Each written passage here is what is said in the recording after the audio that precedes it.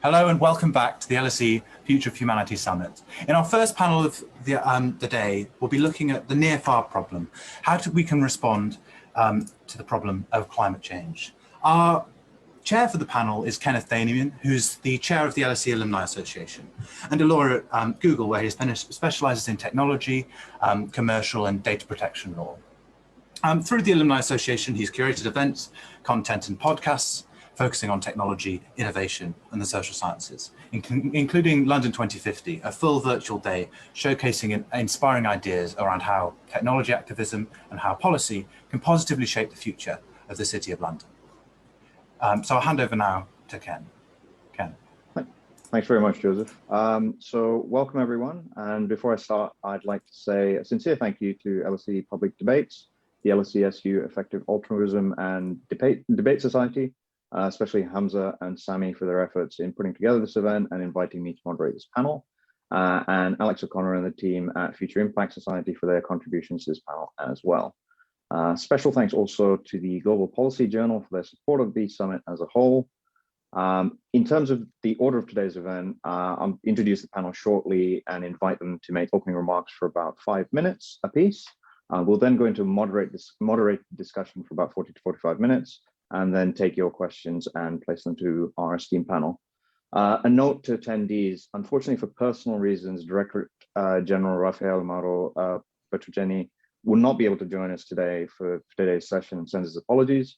We are hopeful that he will be able to join us for future events, but we have a fantastic panel who I'm confident will be more than capable of the task of filling the gap that he leaves. So without further ado, I'd like to introduce our panel. We have Professor Jeffrey D. Sachs, Director of Columbia's Center for Sustainable Development and President of the UN Sustainable Development Solutions Network, who the New York Times called probably the most important economist in the world.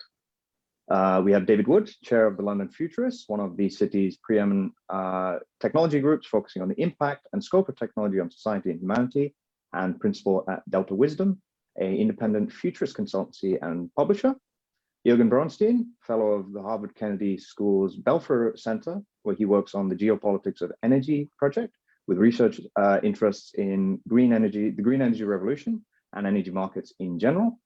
Dr. Piera Patrizio, research associate at the Center for Environmental Policy in the Faculty of Natural Sciences of Imperial College London, with research interests in the region-specific potential of negative emissions technologies and the connections between energy modeling, the social sciences, and climate policy.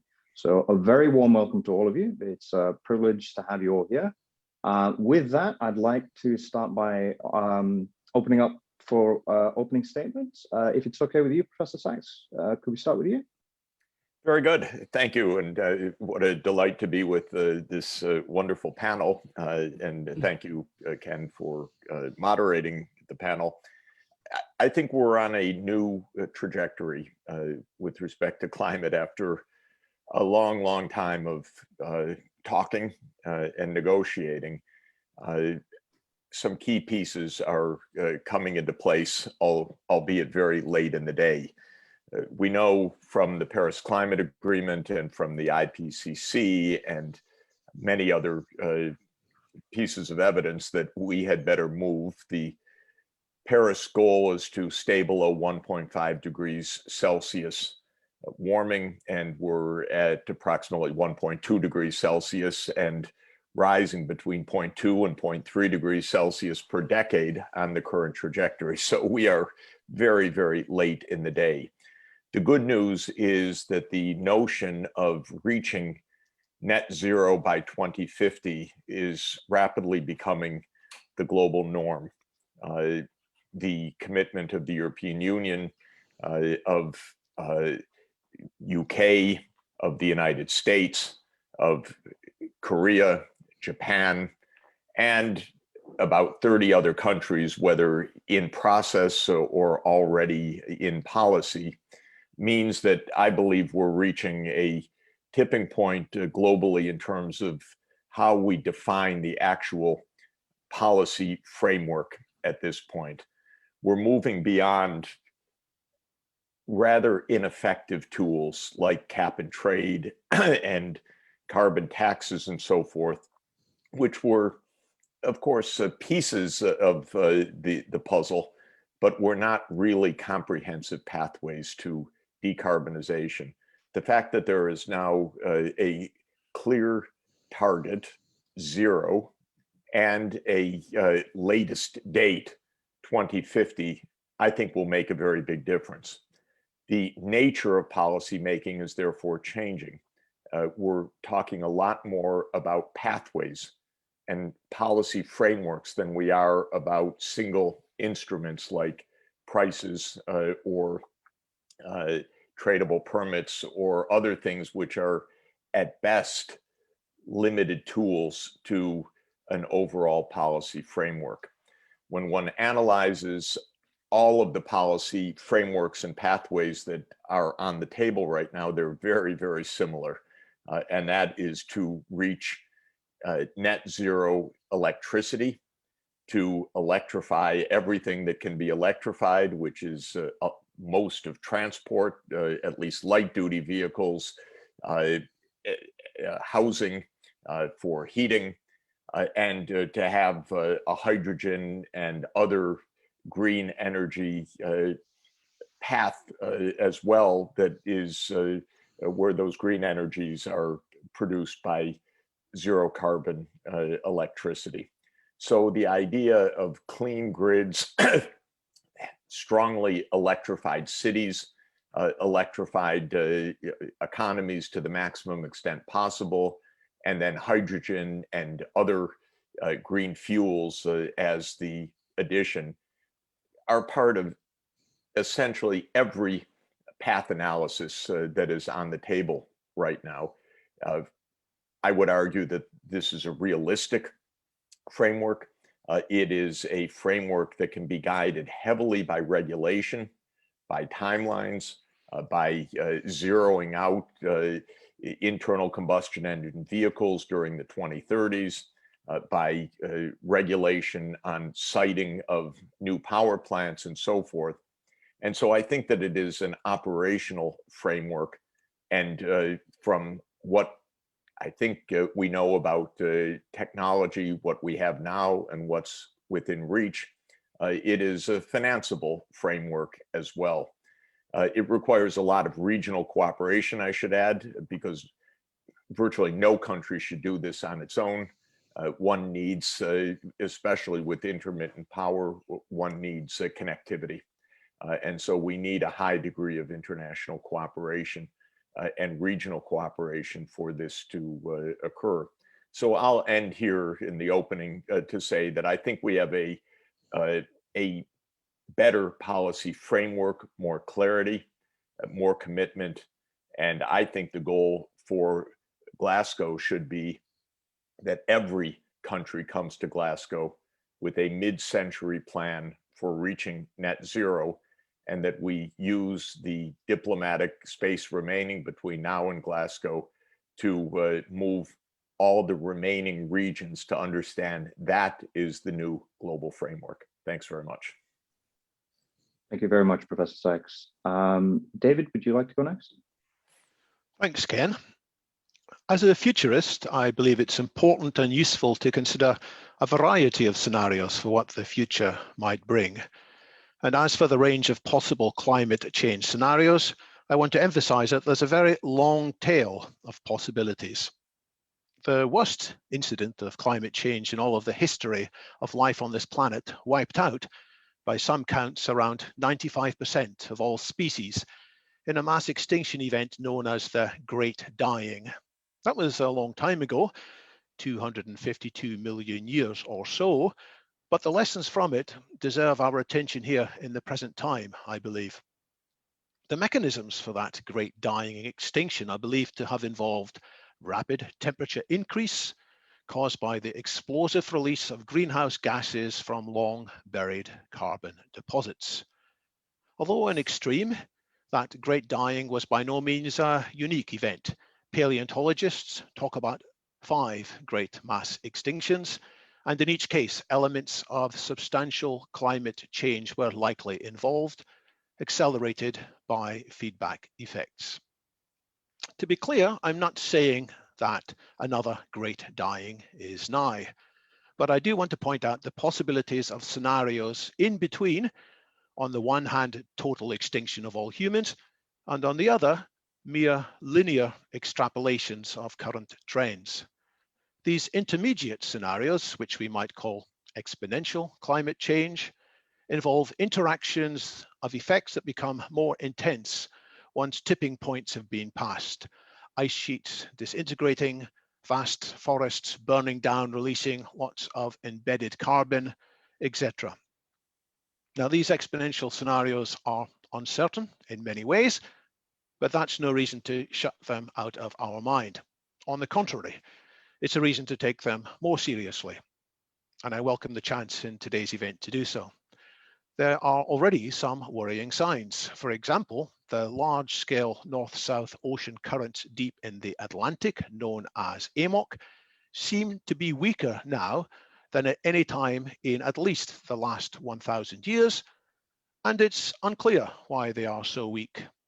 There's also evidence of rapid temperature changes not so long ago in geological terms, a rise of perhaps 8 degrees centigrade within just 30 years at the end of what's known as the Younger Dryas, 11.7 thousand years ago.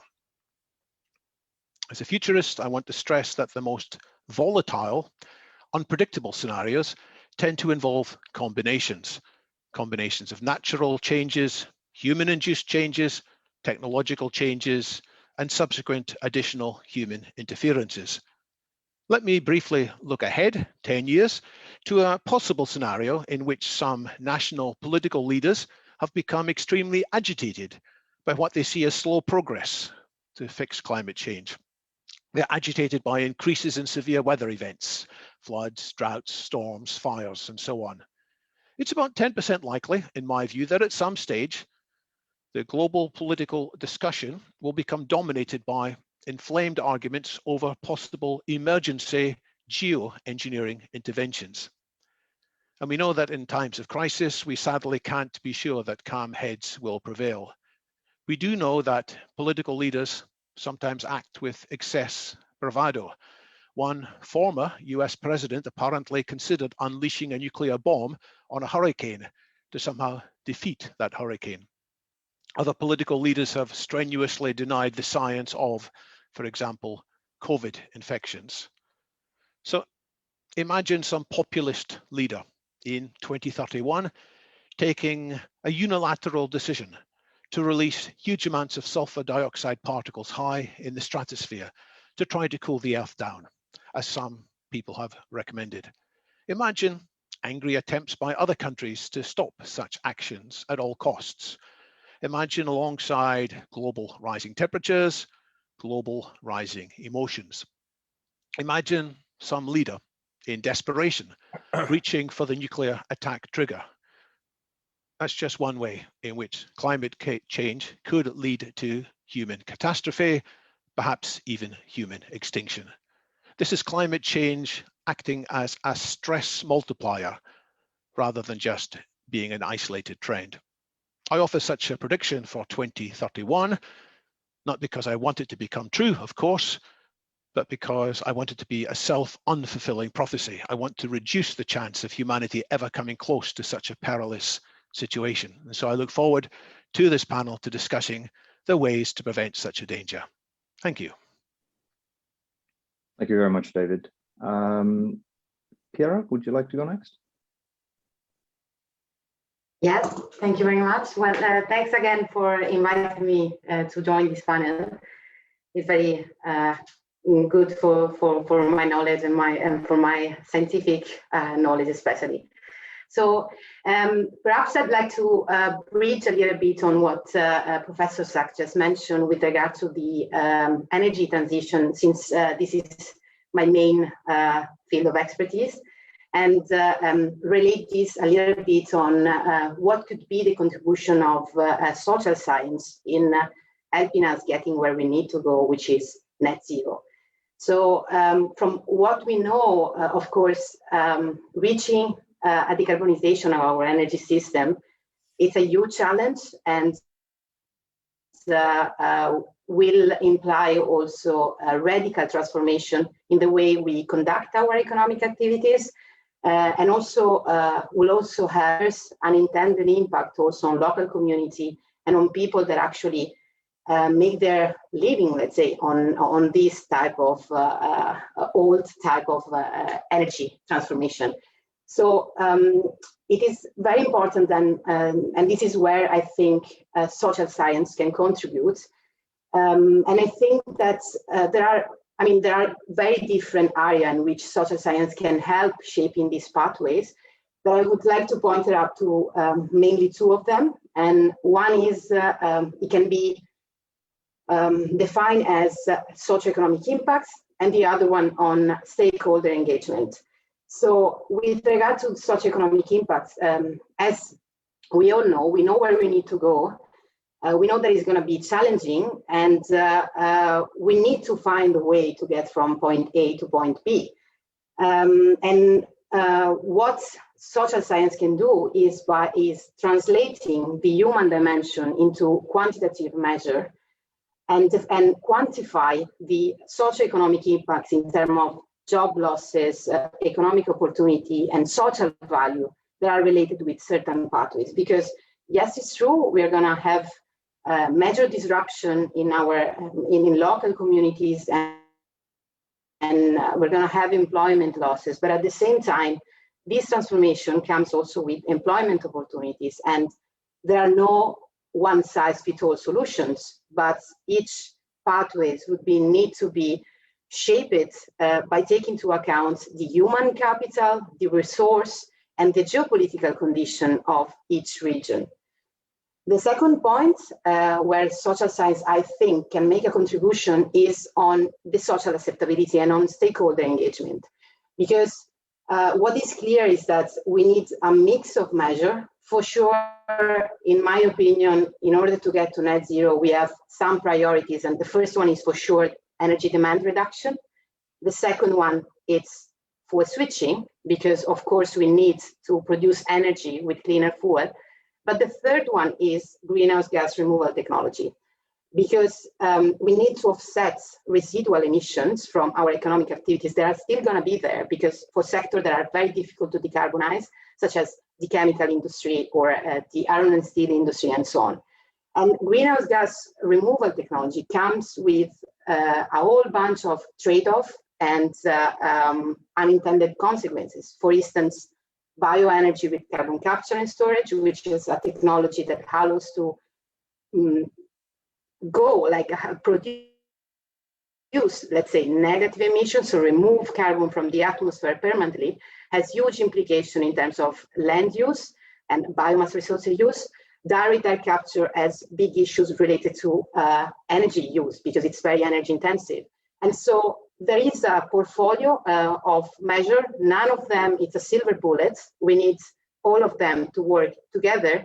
And most importantly, we need stakeholder engagement, because by designing GGR, so greenhouse gas removal portfolio, together with local community and different stakeholders in different regions, then we can make this work, and we can make this portfolio solution acceptable to the local community.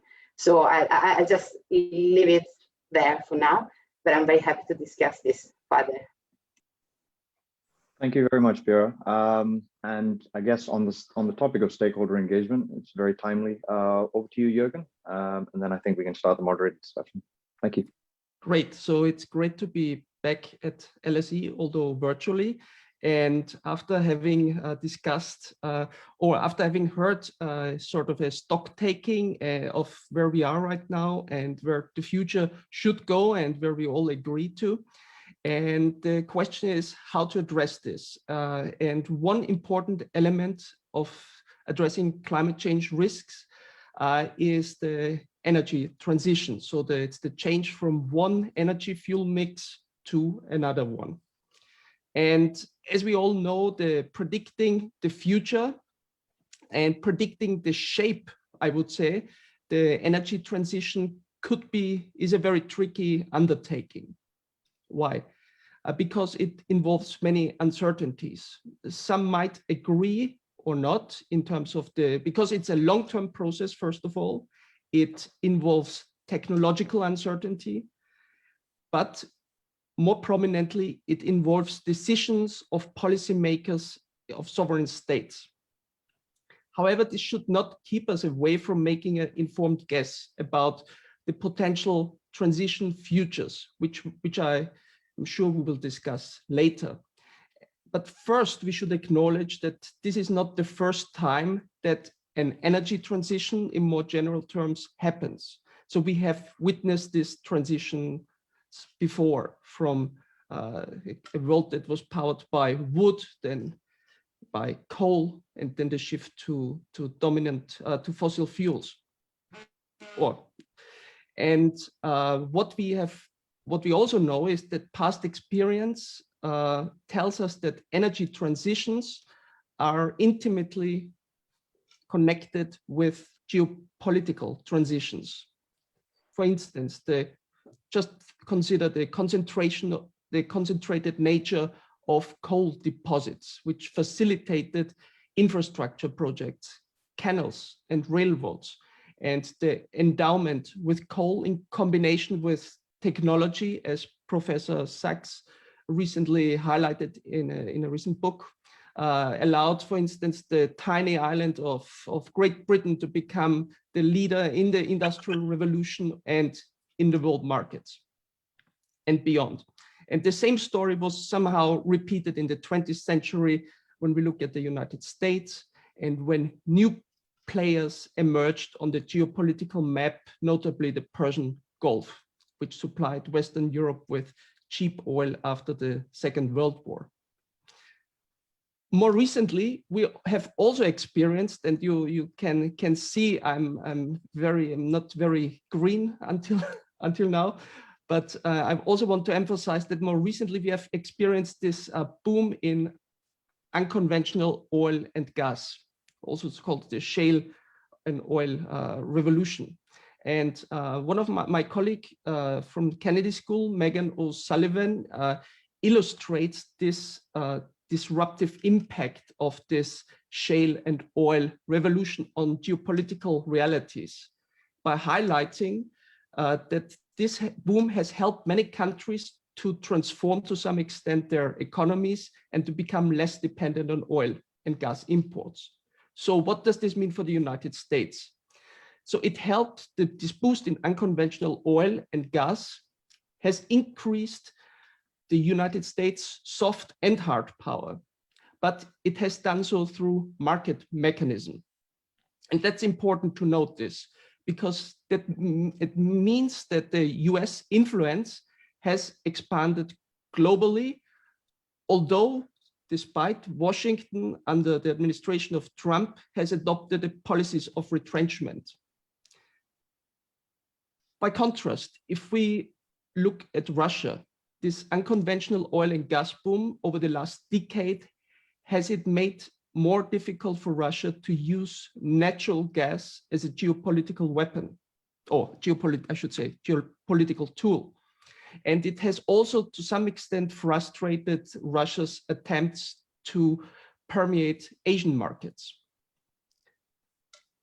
What about China? The renewables and unconventional oil and gas somehow softened constraints on China's foreign policy, which used to be so far almost exclusively focused on ensuring access to energy. So we can sort of already see, and in terms of it, this allowed China also to increasingly adopt non-energy related foreign policy. So if this boom in this unconventional oil and gas has already affected geopolitical realities over the last 10 years, then just imagine how a much more comprehensive energy transition towards zero net emissions will shape these geopolitical realities. And I'm sure we will talk about specific scenarios later. Wonderful. Thank you, Jürgen. And thank you very much to the panel for their opening remarks. So we're now going to go to into a moderated discussion. I'd like to frame my questions in 3 parts. So in the first instance, I'd like to discuss how climate change can be considered an existential risk within the paradigm of what we mean by existential risk. And I think as David alluded to in his comments, the continuum of how we consider those risks. We'll then go to evaluating the impacts of climate change and stakeholder engagement amongst key actors within the current context. And I think then we can transition to looking at strategies for addressing the same. So I'd like to go to you first, David, in terms of, I think the academic, or rather the specific definition of an existential risk is rather more specific than perhaps what a layman would consider. Can you maybe unpackage that for us and maybe speak a little bit more to the likely risk scenarios that climate change throws up? And particularly, I think one of the things you mentioned was in relation to the ancillary effects of climate change, because I think when most people think about the impacts of climate change, they just assume the Earth would warm up to a point at which it's unlivable for humans, and that is the likely end dystopian view of what climate change is. But the situation is probably more nuanced than that. So if we could start there, and then we'll go around the panel.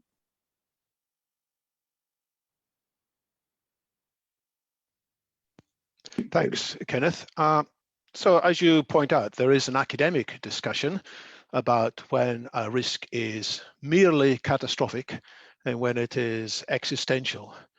And I don't get too excited by that discussion personally, although I can see from a certain point of view, there is a big difference as to whether humanity manages to survive and fight again in the future and give rise in the end to vast numbers of people, which is possible.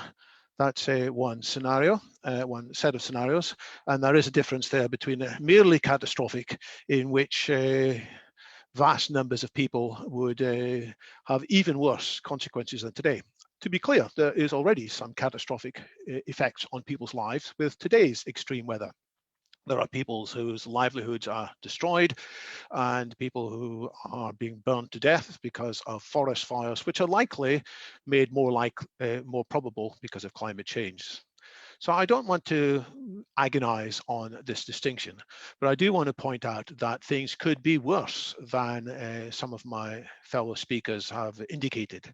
I'm all in favor of energy transition plans, and I think it's fantastic, as Jürgen was talking about. But let's also refer to Václav Smil, the Canadian economist, who's written a lot about energy transitions, and he says, well, they've never happened at anything like the speed at which we need this current new energy transition to take place. They typically take the best part of a century, and we don't have the best part of a century. What makes it more complicated is the sheer scale of what we need to change. It's not just that we need to make all of today's electricity green. We're probably going to have to, by 2050, have 4 times as much electricity as today, and it's all got to be green. Why is it growing? It's growing because people in developing countries, understandably, want to have a higher quality of living. And it's also going to rise because many of the things which currently are using fossil fuels, like transport, have got to be changed over to electrification instead. And so and it's likewise in manufacturing. So there's a heck of a lot more that needs to be done by this energy transition than merely meet today's. And so there is a scenario ahead in which we think we are on course, that we congratulate ourselves for the remarkable progress which has been made. It's true, solar panels are about 1/10 of the cost they were a decade ago in some comparisons. That's remarkable. But the risk is that we will get too complacent by the apparent signs of agreement, and then it will turn out that we're nowhere near going fast enough.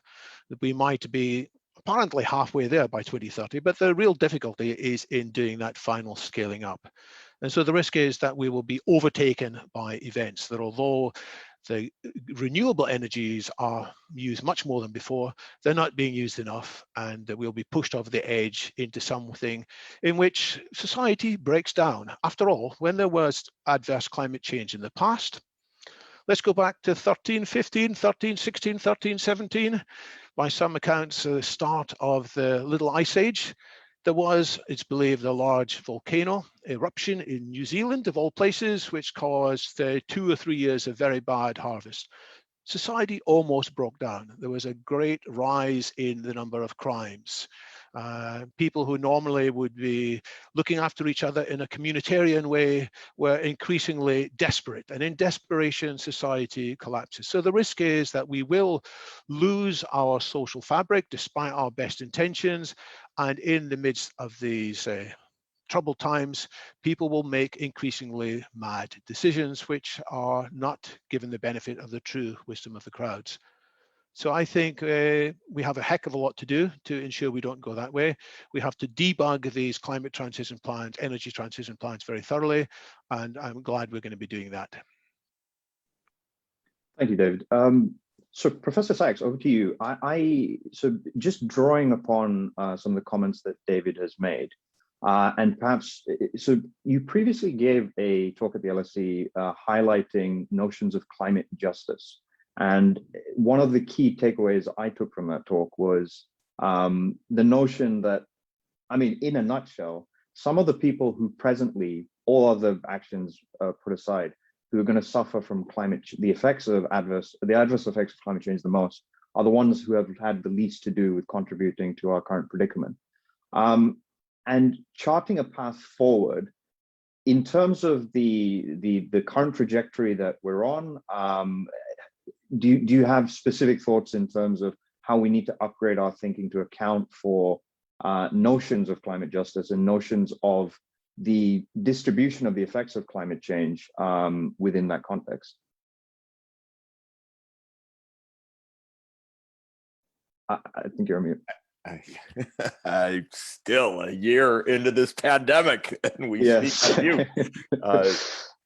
So I think it's very important to do quantified analysis of what we're talking about, so that we don't just tell tales, but try to understand quantitatively pace, scale, change. Then we can answer questions like, could we go so fast? We've never gone so fast. Well, we've never done this before either. So the question is what to do, how to do it, and whether it can be accomplished. I don't think energy at net zero could be accomplished in 10 years. I do believe it can be accomplished substantially in 30 years. And that's based not on pulling dates out of the air, but rather quantification of what is the lifespan of infrastructure, what is the pace of investment that can be made, where should the investments be made, and so forth. It is, in my view, a different kind of policy work. Economists spent too much time on prices because for a lot of reasons in our profession, which is a whole other story, economists love to intervene in prices, as Mr. Pagoo taught us a century ago. But on this particular challenge, while prices play some role, quantities play an even more important role. And we need a framework that is a quantified framework that explains what can be done when. Now, that's not what you asked me, but it is on the question of can we do this by mid-century. That requires a different kind of analysis than merely historical analogies. When it comes to the question of can there be justice, the answer is yes. Will there be justice? Probably not. We don't live in a world that is tightly bound by just considerations. We live in a world of nation states and political power and powerful lobbies and a lot of neglect, a lot of scientific ignorance, and many, many other considerations, which mean that everything is messier than it is in our spreadsheets, without question. And justice is not one of the high considerations in this world.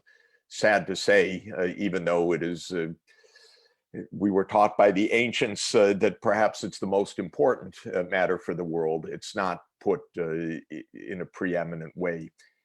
I mention this because I don't think the US government pays a whit about climate justice right now.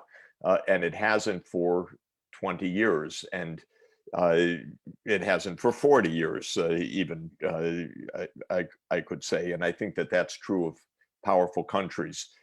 What I would add is what Jürgen mentioned about the geopolitics of this change. On the whole, this transition is probably, it's geopolitically disruptive, but probably not in the same manner as the fossil fuel age, because these resources are far more distributed than the fossil fuel resources. That's a good thing. Most countries can manage to develop a lot of renewable energy on their own soil. This is, broadly speaking, more democratizing in terms of energy resources. And it happens to be favorable to some of the poorest places in the world. The Sahel is devoid of fossil fuels nearly, but it is very rich in solar power. And this is true of a lot of semi-desert regions in the world, which are very poor in many cases, but very rich in what needs to be done. Good news. Countries like Russia, though, that's a major geopolitical adversity for Russia, without question. I'd not want to be in the Russian situation on this, and I'd not want to be in the Saudi situation on this, though even Saudi Arabia has massive solar power that it can tap and actually is beginning to do so. On the question of what to do about poor countries that are hit hard by the actual climate change, I'll just make one very basic point. The scale of the harms compared to the size of the world economy and world wealth is huge for these poor countries and small for the world. So if we care to address in a just way the harms, we are not blocked by doing so by impossibly large burdens. In other words, to put it another way, if we cared to address the very severe difficulties that island states are facing, or that drought-ridden or hard-hit, flooded lowland economies in the tropics and subtropics are experiencing, this can be done with 1% of world output or less. In other words, if we try, we can do this justly. And we should do this justly. My argument at LSE was we can quantify historical responsibility. We can quantify damages. They are absolutely different, as you mentioned. And so we can create essentially a trust fund for financing losses or financing the insurance premia that attend to the risk of losses. And we should do that. And as academics, we should make such proposals and we should promote the ideas of justice. Most politicians are miserable, in my view. Let me just put that on the table. Their incentives are wrong and they are not properly trained. And the world is not a world of philosopher kings, as Plato actually rightly called for. So we have work to do in this, but I think academics have a way and a responsibility to put forward just transition plans and just management of this, and it is within reach. Just to follow up on that, Professor Sachs, so within the context that you've just mentioned, broadly, completely agree. I think most nation states act from a realist perspective, from a self-interested perspective.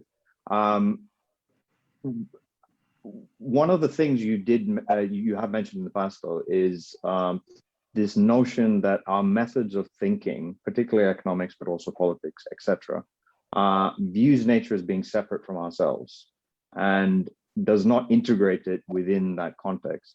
And as the normative the norms of dealing with climate change shift, do you see that kind of intellectual framework shifting alongside it, and what the relationship between the two are?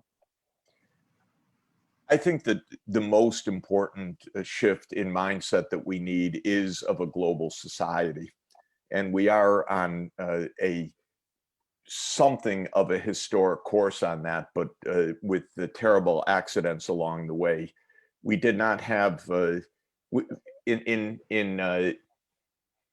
Western civilization, maybe the first idea of global civilization was Isaiah the prophet around 4th century BC. But we didn't operationalize the idea of global governance until Bentham actually started to talk about global institutions, and Kant talked about perpetual peace in 1794.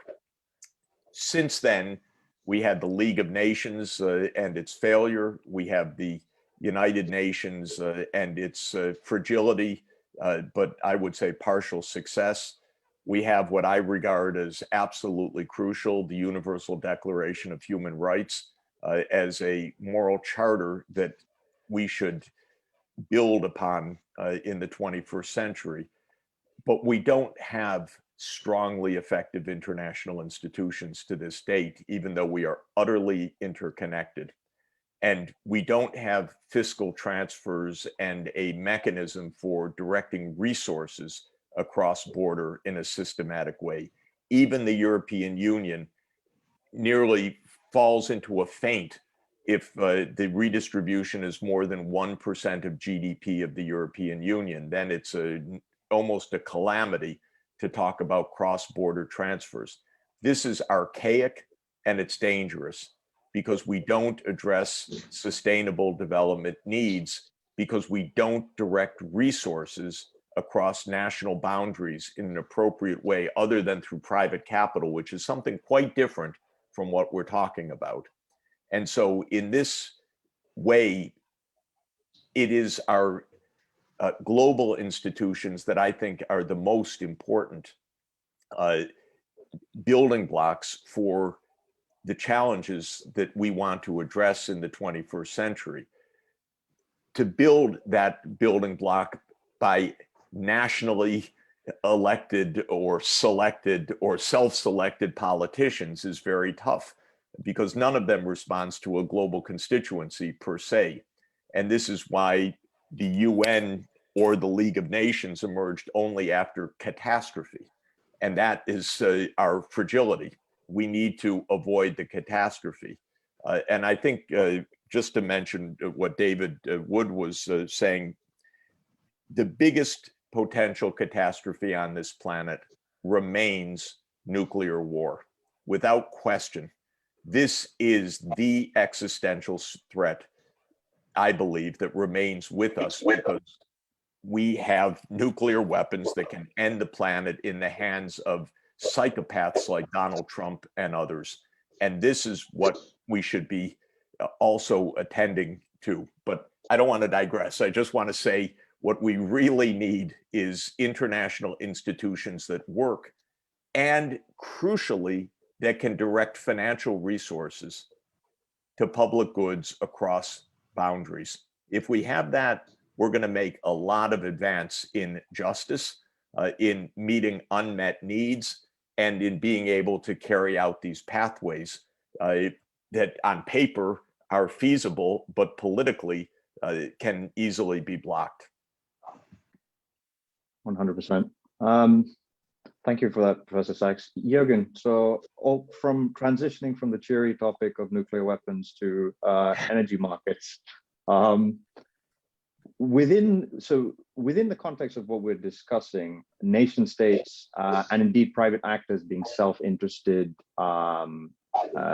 actors, what do you see as being the potential redistribution of interests coming out of the transition of energy markets? Do you see any kind of potential for synergies? Are we going to see a shift in geopolitics? And what does that look like in terms of progress to be made on climate change?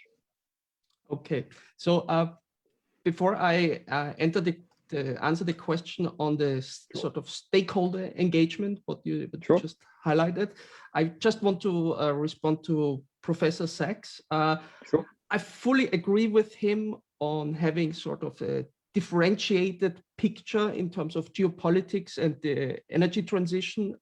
I also fully agree with the democratizing effect, and also in terms of democratizing of access, and also in terms of democratizing the possibility to develop for, especially for countries or regions with no conventional electricity infrastructure. So that could be a blessing. However, I also want to bring in the potential of a resource curse when specifically, for instance, let's look at rare earth mining, where some of these substances like cobalt and so on is highly geographically concentrated. And when these countries are now confronted with massive revenue income streams, that could be also, it could go in both ways. It could provide resources to regimes which are not follow humanitarian practices as other countries, or it could also, depending on the institutional preconditions, like if you have weak institutions there, it could also create redistribution conflicts of actors that want to have access, or they want to control these resources. So coming back to your question and answering it, and so when we look at how stakeholder engagement, and I refer to interstate relations, shape the way how energy transformations taking place. It's just for simplicity, let's just look at three potential world orders. Let's assume a world order which resembles much of the world order we have seen the last 70 years, which we can call, apart from a few years, a liberal international order, with the United States deciding and committed to defend this order. We would see a market, or a market-based transition, bottom up. We see open markets, innovation driving it, consumer preferences, digitization. We'll see greater energy efficiency, much greater deployment of renewables, but we still see a significant role for oil and gas, and also coal, because of the cost competitiveness in some region over the next decades. By contrast, if we go to the other if we go to an extreme, if we can get this act together, and with unprecedented cooperation and coordination and determination among states and among all the actors in civil society, then we could see we could speak from a top-down energy transition, when we just look at the state at this moment, which is driven by governments, driven by policies and predetermined mandates and targets. And here I see the greatest role for renewables. And then let's look at the third outcome, which is a third potential world order, which is a mix between the first and the second, of course, and to get the magic three. It's a multipolar world, which is fragmented, nationalistic approaches, less international cooperation, and inward-looking policies, and overall lower growth. So this would imply a quite a different sort of framework where the energy transition evolves. However, we should also look at the flip side in terms of the way the energy transition affects the stakeholders and affects interstate relations. So a government-driven transition, a top-down transition, would be or could be the best scenario for China, because if there are predetermined long-term goals, you need technology, you need capital, you need infrastructure, and China at this moment is best positioned to provide this. And with this, it comes also enormous political influence. And this scenario would also sort of, in this scenario, we will see less focus on like global energy trade and more focus on regional markets. So this meaning that geography is actually becoming more important. So it matters more who your neighbor is.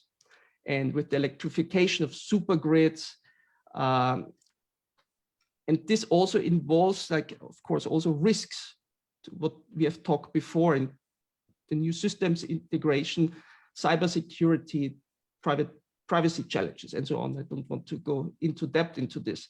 And a market-driven transition might be paradoxically best, or sort of, you might not expect, but I believe specifically Middle Eastern countries and GCC countries might be beneficiaries of a more market-driven transition.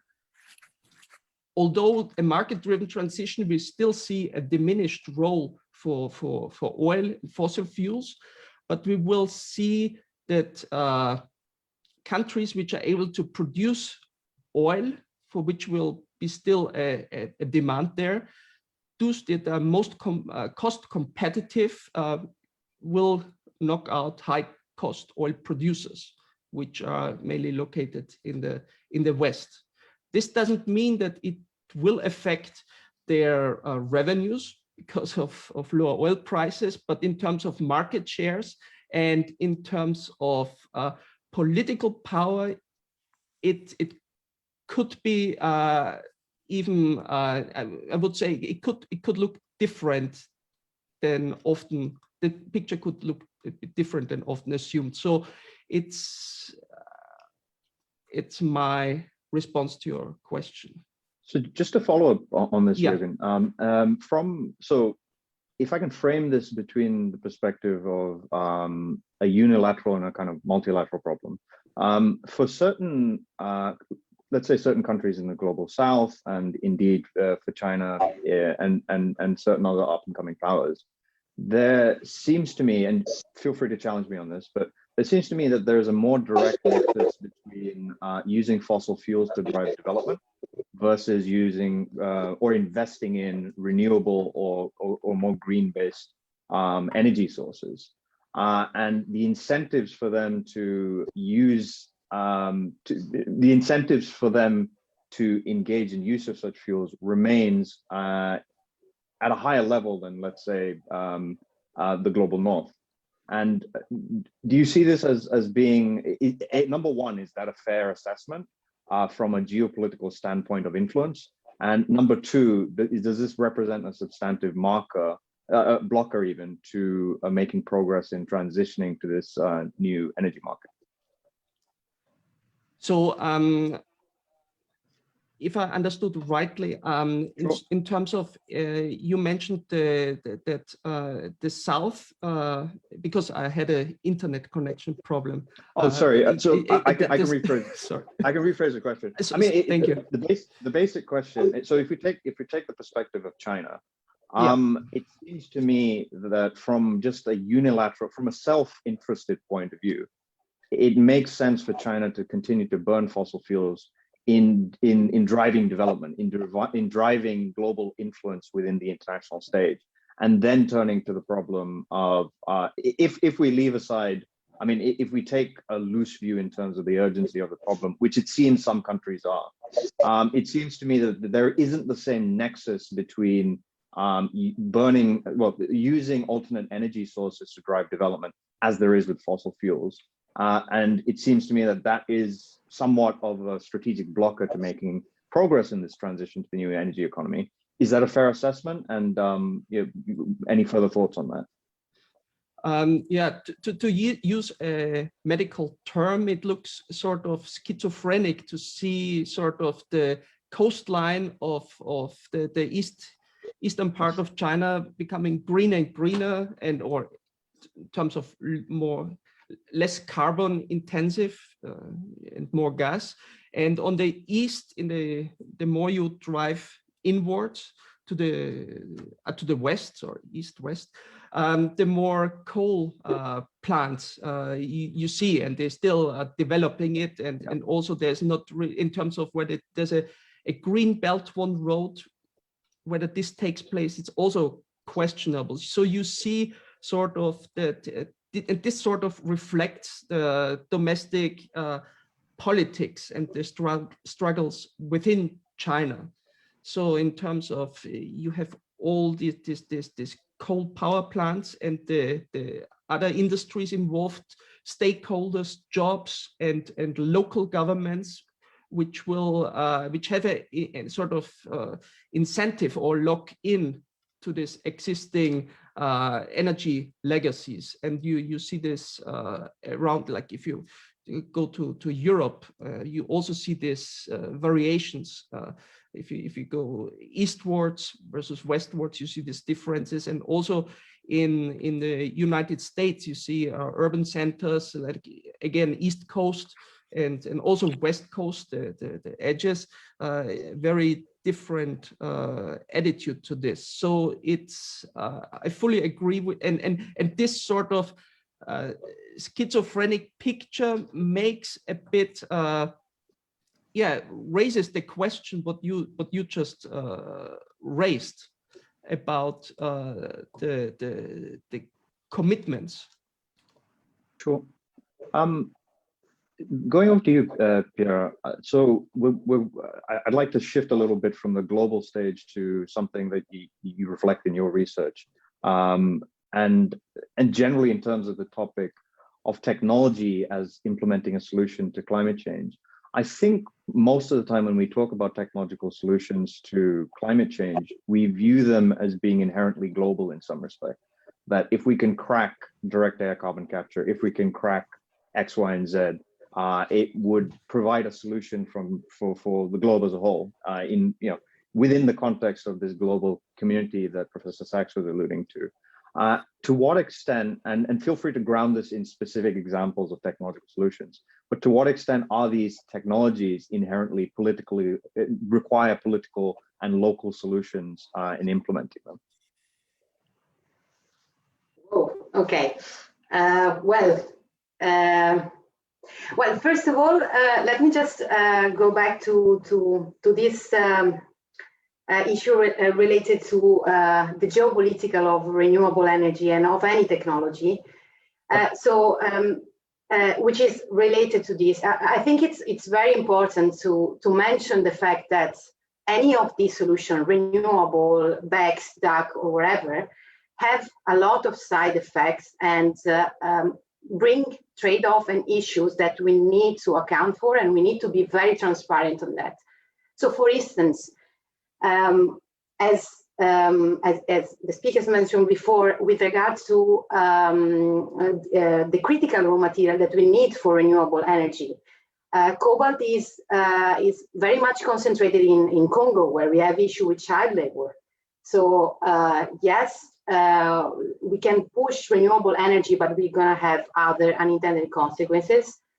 And another example could be, for instance, hydrogen, which is really getting momentum now. It seems as one of the solutions, especially in Europe, for decarbonizing our transport system and our electricity system. But we don't have enough iridium. Like it seems like the one of the technology that is needed for producing hydrogen, which is PEM electrolyzers, require a lot of iridium, and we don't have enough. So I think we need to be extremely careful and very much transparent in trying to identify the silver bullets. And this brings me again to this greenhouse gas removal technology, which are quite different compared to, for instance, renewable energy, because they are very large scale. So they require huge investments and collaboration between private investors and government and so on in order to become feasible. And the supply chain also of this technology is very different. So if we take, for example, BECCS as an example, so BECCS it works by burning biomass, which is then sequestrated through carbon capture and storage, and then it's burning in the ground. So it basically allows you to reach negative emission. And of course, there are countries such as, for instance, Brazil, which would be advocated for growing this biomass, perhaps in a sustainable way, hopefully. And then other countries, which are the ones that pollute more and would require to offset more emission, could use that biomass. And then perhaps if the geological storage is then available in those countries, can then sequestrate these emissions. So we do need, so the supply chain, the scale is it's very big, and the supply chain is very extended. So this is why I think the key, one of the key words is really transparency in quantifying the side effect, the trade-off, and the opportunities, because there are going to be opportunities, but we need to be quite clear on that. So if, for example, we take the example of the Biden administration and the fact that renewable energy, for instance, are going to be promoted, especially because of employment creation and employment opportunities, which is one of the arguments that has been used quite a lot by the US administration. We need to make sure also that we know where these renewable energy are manufactured, which is mostly in China, which means that the real value, social value that's deploying renewable is not really going to be for the domestic labor markets, but rather is going to be offshore. So yeah, this is, I don't know if I answer your question. I think it lays. No, that lays the groundwork very much so in that, which was the point I was alluding to. I think there's not enough discussion around technological solutions from a social sciences perspective in terms of what the opportunity costs are. Even if the technology is cracked, good ideas don't sell themselves, they don't implement themselves. Within that context, though, are there particular technologies or particular approaches that you find quite, that you think hold a lot of promise? Or particularly attractive to you? Well, I mean, I wish I know, but no, I think we would need all of them. And again, yeah. I think that each region will most probably, each country or each region will most probably push hopefully the most suitable one. Sure. Yeah. I think that, for instance, if you look at climate models and if you look at these pathways that we were talking before, they rely very much on BECCS.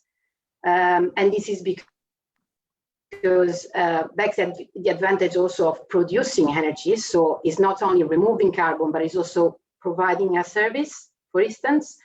Sure. There are other solutions that perhaps... Could you just clarify that? So it relies quite a lot on BECCS? Yeah, so these pathways that we mentioned before to reach net zero, there are the one that's the IPCC and all of these targets rely on. Mm-hmm. They also rely in terms of technologies, they rely very much on BECCS. One of the reasons is also that BECCS is producing electricity as a service, and therefore it allows also to provide a service in terms of absolutely. Could you just define that for some people who may not know what it is? Your reference to BECCS. BECCS. Yep. Yeah. So BECCS is a technology that burns biomass. And by combusting the biomass produce electricity and sometimes also heat. And by combining this bioenergy plant with carbon capture and storage, yep. You are able to sequestrate the carbon from the fuel gases and remove it from the atmosphere by compress then the CO2 and store it in geological sites. Yep. And so this one is one of the prominent technology, but of course there are many more others that might have also lower side effects, because one of the issue of bioenergy deployed, BECCS deployed at scale is the, of course, the adverse consequence for land use and the competition with food production. Some other small technology, like for instance, biochar, could be deployed at local scale and could be maybe more suitable for developing countries or for tropic region, because the carbon is sequestrated in the ground, in the soil, rather than be stored in a geological site. So there are a lot of them, and a lot of scientists that now are working on them. And I think most importantly, and this maybe is a very positive message now, both the UK government and Europe are starting designing certification for making sure that this can be a solution that really remove carbon, and also that are then certified and financed and encouraged. Sure. Absolutely. Sticking with the topic of technology, David, same question to you. Are there particular technological solutions or approaches that you view as particularly promising? And also, how do you view the role of technological solutions within the wider context of what we're discussing? Multi-stakeholder engagement, self-interested parties spread across the globe, and the potential to deliver an impact in relation to the effects of climate change. If we get the technologies right, it can be a total game changer. But we need to cast our net quite wide. Imagine if we were having a discussion 9-10 months ago. Should we pick one vaccine and put all our money behind developing, I don't know, the Sanofi vaccine? Or should we go in for this weird thing called mRNA vaccines? Oh, that's a bit too unlikely. Let's not invest in that. It turns out that the global community did experimentation on lots of different vaccines, and some failed and some succeeded. And it would have been hard in advance to know for sure which would succeed. After all, some of the largest companies didn't succeed. So it's the same with technologies. And I'd like to put on the table the possibilities of nuclear technology. And I know that's a controversial point, but just as we should be aiming for greater transparency in the discussion, making clear what the engineering difficulties and the social difficulties, and also the upsides are of various technologies, we must have rational discussions about nuclear too. And unfortunately, a lot of the discussion about nuclear has been hijacked by emotions, which are understandable. But if we look at what's possible in terms of next generation nuclear solutions, smaller systems being developed by the likes of TerraPower, with backing by Bill Gates and others, the possibility is that this will use existing nuclear fuel from other reactors and can be placed inside these new reactors. And it will also avoid any risk of meltdown by design. And this was made possible, it hasn't happened yet, and we can talk about that shortly, but this was made possible by taking advantage of another technology, which is supercomputers. And a lot of the design principles of these next generation nuclear reactors have been modeled much more extensively inside realistic simulations, rather than having to go through the lengthy task of engineering real instances in each case. So it's still some way to go, but I think we should be looking at that, and we should not be too deflected by just the undoubted tragedies of Fukushima and 3 Mile Island, and most especially Chernobyl. So that's one thing I would want to look at. I'd want to look also at nuclear fusion. And again, people may laugh at this because since the 1950s, the first time somebody said they'd have nuclear fusion within 20 years, the joke has been that nuclear fusion is always at least 20 years in the future. And if we look at the largest nuclear fusion project, ITER, a multinational project in the south of France, it is going pretty slowly. But with new technology and with new funding, there are lots of interesting startups on the go. They have done things differently. They're taking advantage of high temperature superconductors, whereas previous designs needed low temperature superconductors. They're using new geographies, new geometries rather than geographies, although there's new geographies involved too in some of their designs. And they can also use, again, artificial intelligence to help do some of the design and real-time monitoring. So I wouldn't be totally surprised if we did have nuclear fusion on tap by 20 years' time. I'm not going to say that's the only thing we should bet on, but I think it deserves some attention. So these are two technology areas. I think there's plenty more as well that deserves attention. I think there probably are other sources of wind on the planet that could be tapped, and we could ramp things up. And we also need to look at the storage of energy for intermittency, because both solar and wind have the drawbacks of being intermittent, and batteries don't scale up as much as we'd like them to. There's been lots of progress in batteries over the last 20 or 30 years, but there's no Moore's law for batteries. It's not the same scale.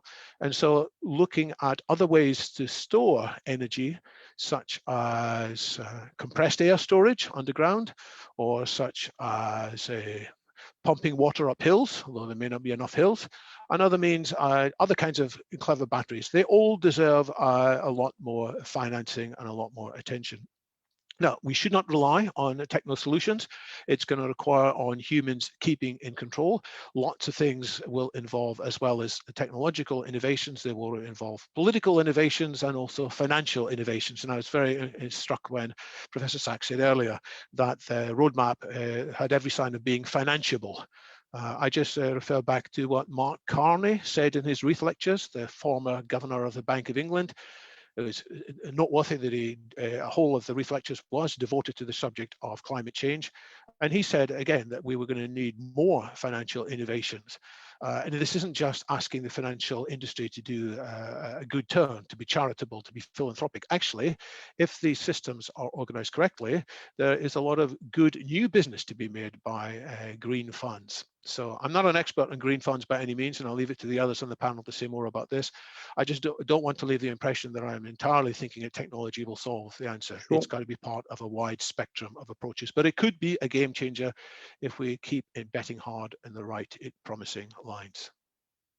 So just a follow-up question from my side, David, and something that taking a wider view on this, as you say, technology doesn't exist in a vacuum, and it intermingles with other factors that we need to consider as well, and possibly also drawing on something that you mentioned in your opening remarks in relation to the implementation of technological solutions from a political basis and the relative harm that could produce.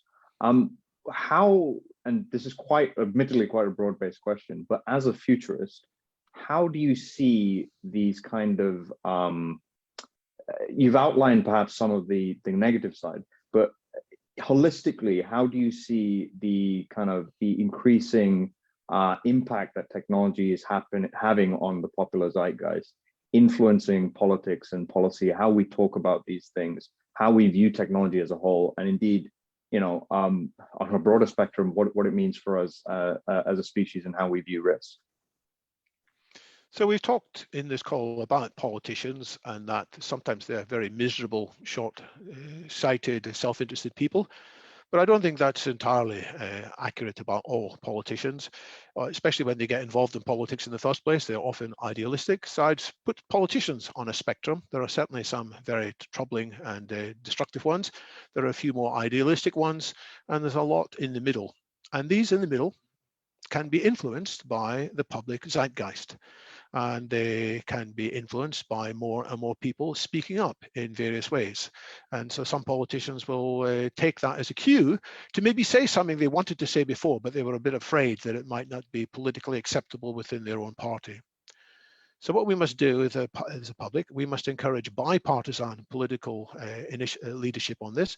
We must avoid talking in such a way that we will alienate some of the main political forces.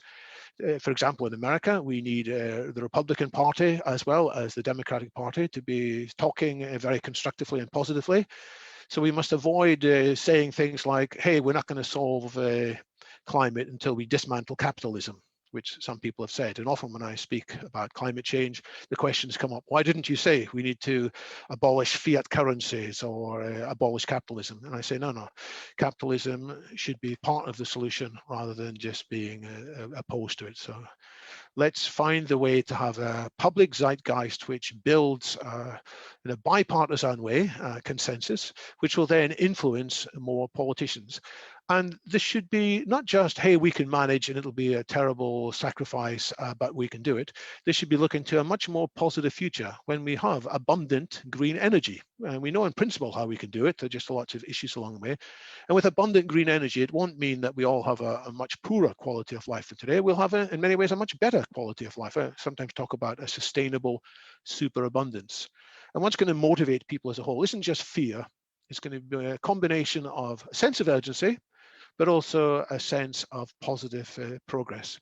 So we need to paint this credible picture, and we need to be able to paint it from multiple perspectives and communicate it in multiple ways. But we're not going to bring people along if we are seen as being somehow unrealistic, nor are we going to bring people along if we're seen as being too grey. So we need to have an inspiring vision that takes into account the real obstacles en route. Thank you very much, David. I understand, Professor Sachs, that you're pressed for time, so I wanted to give you an opportunity to make some closing remarks if you'd like to, or just generally wish us. I think you're mute again. Oh my God. Thank you. Yes, I will have to leave, but I want to thank the panel. I do want to emphasize, we started out the discussion about the time sensitivity and the urgency and the nonlinearities.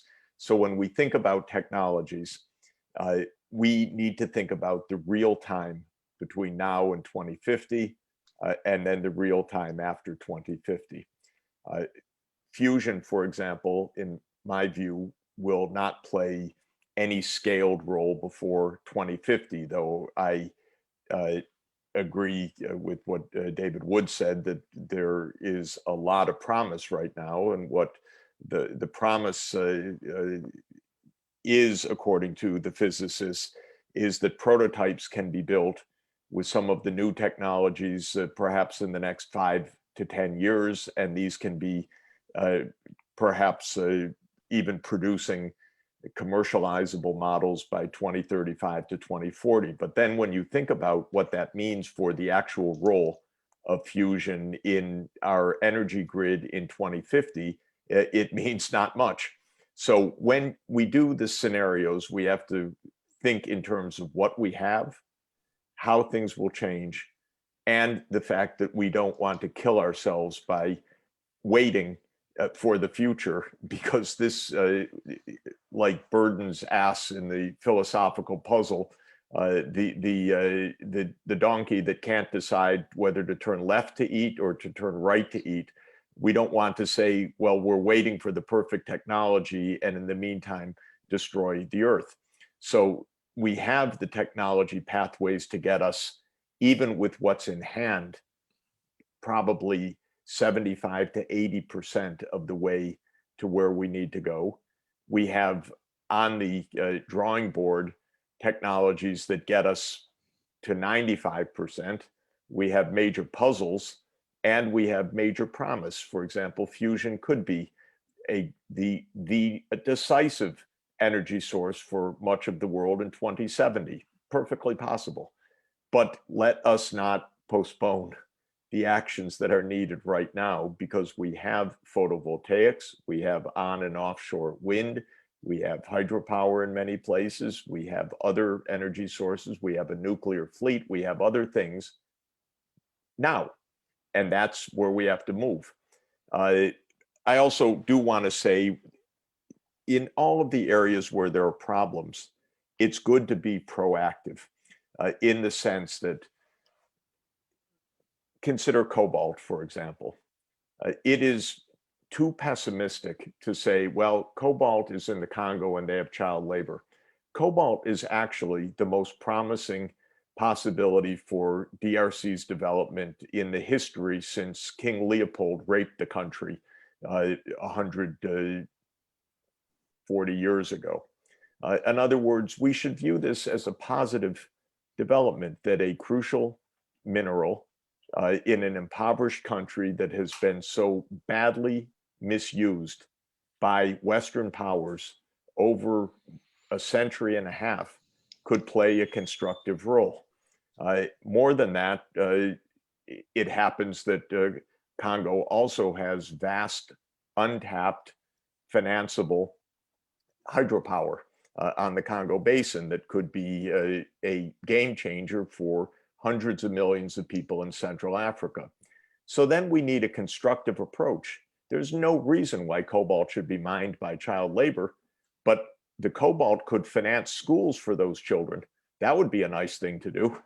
And we should not think in static terms. We should think in solution terms. And I'm excited about the fact that, thanks God, after that country was ravaged by Western powers, after the CIA put a bullet in the head of Lumumba, after the CIA installed Mobutu, after so much damage to that country, why don't we help Central Africa to develop in a sustainable way?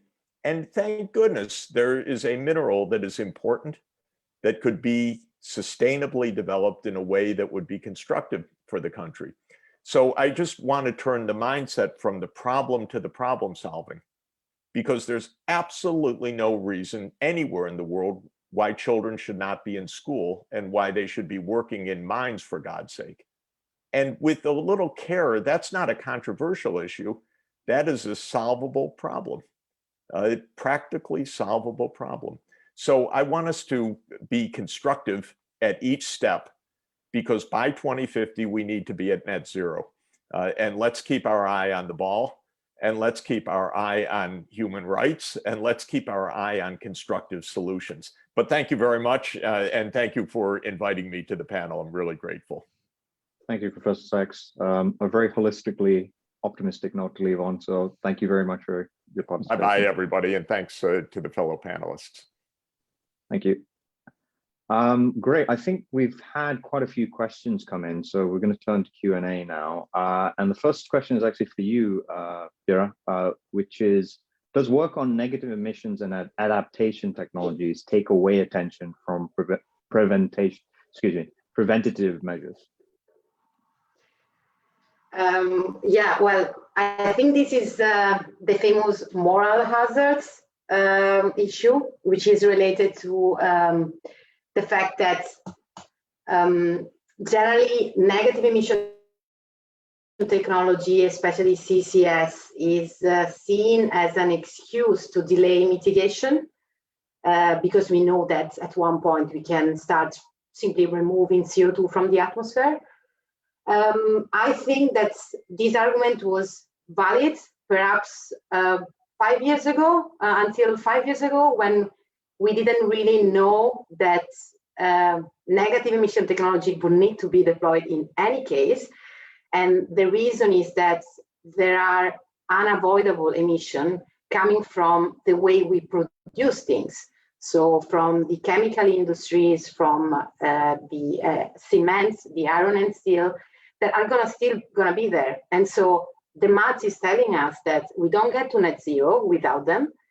And we need, as Professor Sachs was saying, we need to start deploying them now. What we need is to make sure that we take care again of the side effect, we acknowledge the side effect, and we have a transparent framework to quantify this effect. But negative emission technology are a suite of technology. It's not only one, there are many of them. There is enhanced weathering, there is biochar, there is agroforestry practice, direct air capture. So this is what we need also to communicate as academic to the public, because one of the reasons, I think, for which CCS is not deployed and renewable, which are absolutely part of the solution, are so much promoted, is because renewable are just more sexy than not CCS, which is basically a way for which we capture carbon. We have a big pipeline of CO2, which then we store underground. And so the way we communicate this and the way we address this is very important, especially for the public, I think. Absolutely. Thank you, Vera. Next question, which I think alludes to something that you were drawing on, David. And just Vera and Jürgen, I'm probably going to place these questions to one of you, but the panel as a whole, if you wish to comment, please feel free, and we can enter an open discussion. But Scott Solomon from Columbia University asks, how can we generate the taxation revenue necessary to push forward programs that work on emissions reductions, such as those offered by the Green New Deal in the US? Is a wealth tax on corporations and wealthy individuals necessary? Yeah, that's so I think that's something that you were commenting on earlier, Dave. So we should look at multiple ways to ensure that these initiatives have adequate funding. They probably need a heck of a lot more funding than they've got already. So how can we ensure that money is directed in these ways? And we can do it by forcing people, or we can do it by incentivizing people. And I think incentivizing is probably needs to be considered as well. And if we can pursue something which is called, let me get the name right, TCFD, the Task Force for Climate-Related Financial Disclosures. I think this is an important initiative. Hopefully at COP26 this year in November in Glasgow, more countries will agree to it. And it's the way that will ensure that all financial bodies publicize the extent to which their investments are climate positive or not. And many companies don't even know. And the point is to make it clear what's here and what's not there.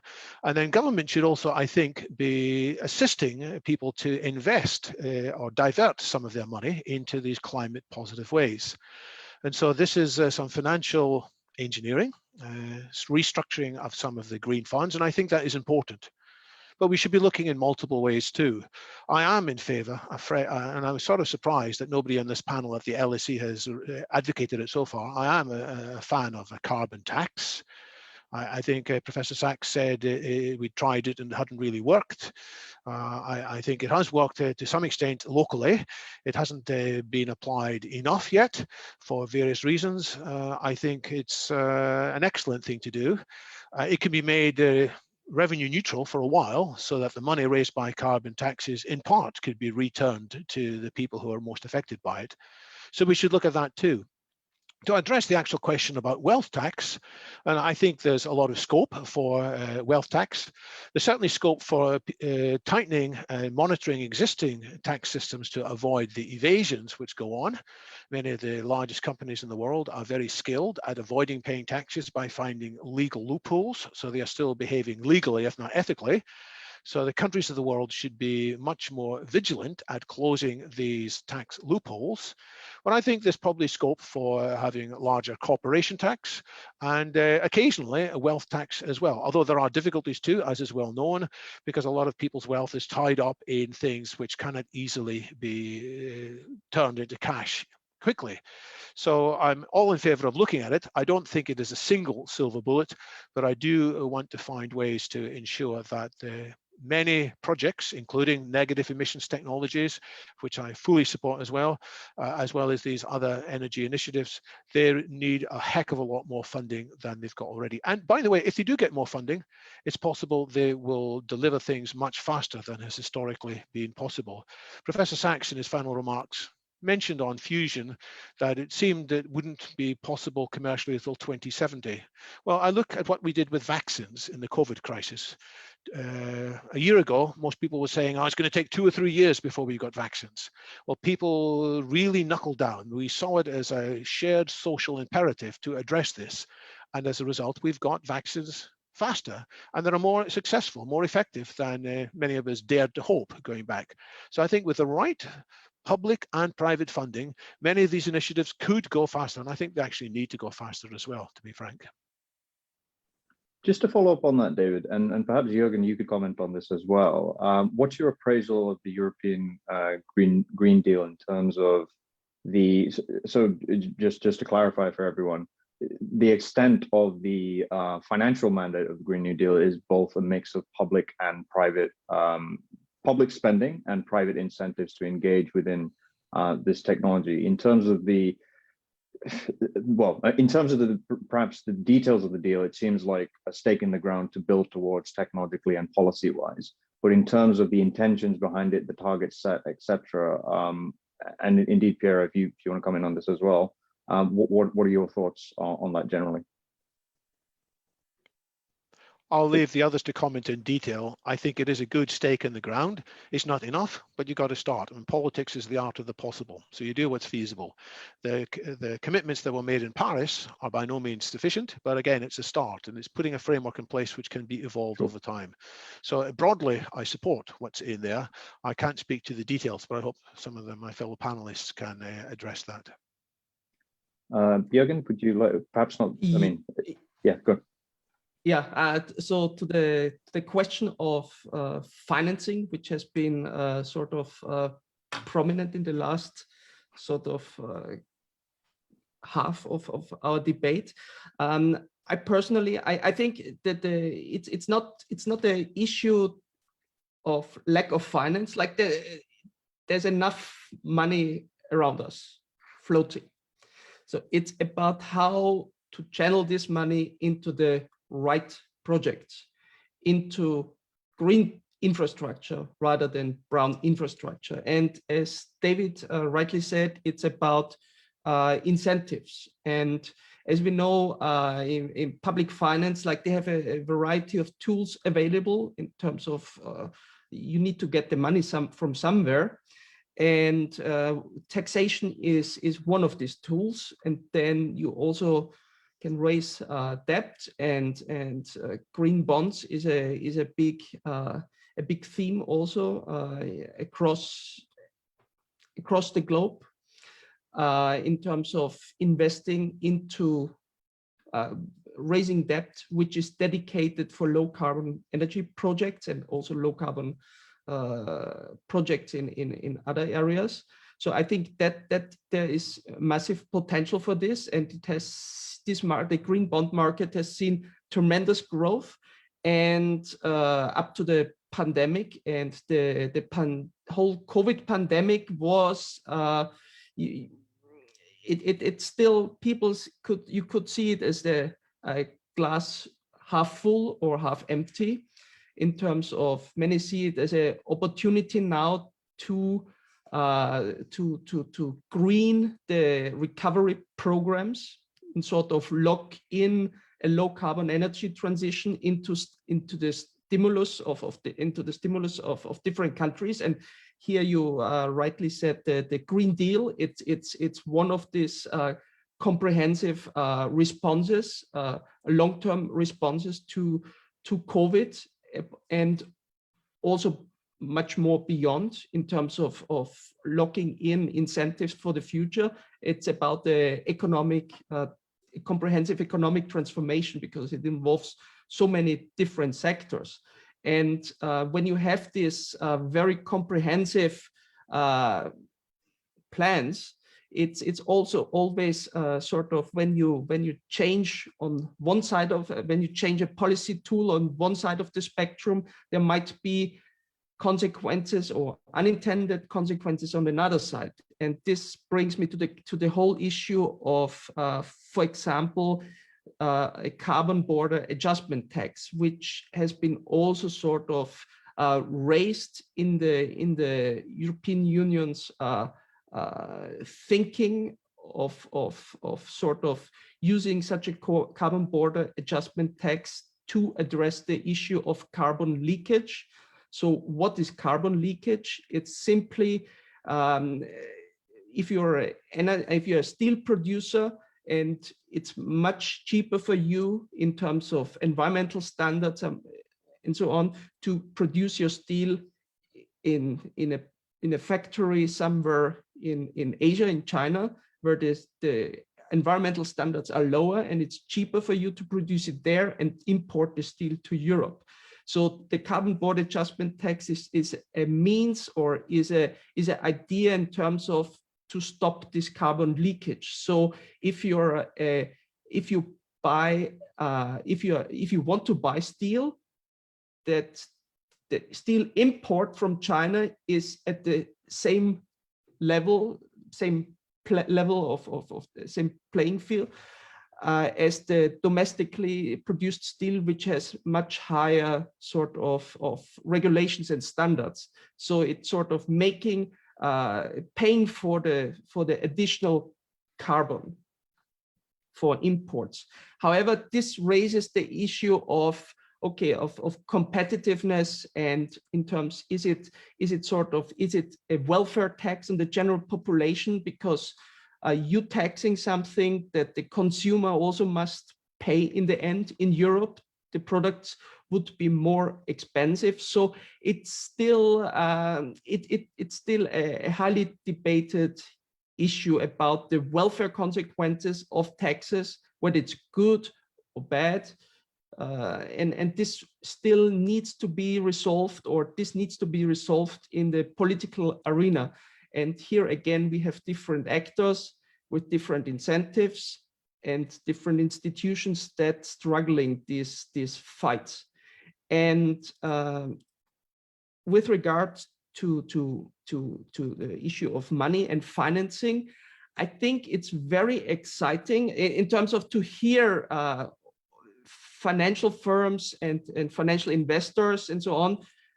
Sort of, it seems, at least on the surface, they have accepted that this is an issue, and they realize they need to go to address this for over the long run. And what David said, it's very important, this disclosure carbon projects, in terms of really make it transparent, the firms where you invest in the long run. And here also plays in the issue of regulation of the state, of the central banks, to